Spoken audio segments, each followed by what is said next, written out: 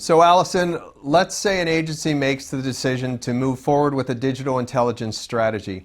What are some of the immediate benefits that they'll realize from that?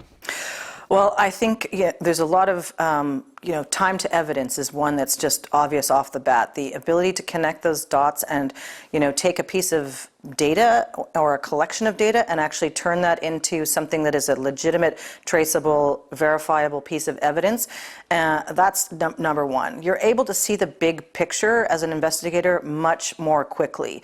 You're able to leverage all sorts of data sources and sets that you previously really didn't understand would be of value to you. So I'm thinking here of large cloud-hosted databases or social media sites, all manner of very granular information that for a crime, and we're not talking about just this surveillance angle still, but for crimes are put together more quickly than they were previously. It also helps agencies parse out patterns and to actually move to more of that data-driven and evidence-driven environment that we really want them to move towards.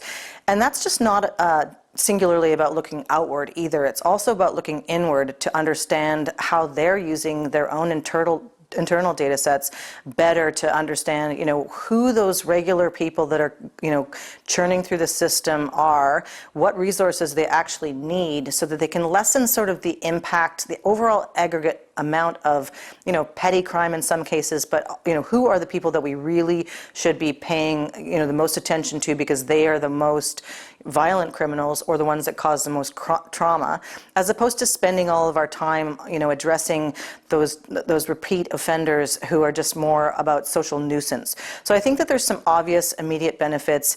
It shows you how you can actually, deliver ROI and demonstrate to your leadership and to your agencies that you're really deploying technology that is working to reduce crime, working to make your personnel more efficient, connecting the dots, safeguarding digital evidence across the chain of custody, and working more collaboratively with, prosecution and with citizens in terms of that, that end-to-end continuum of data collection for, the purpose of expediting lead generation, etc.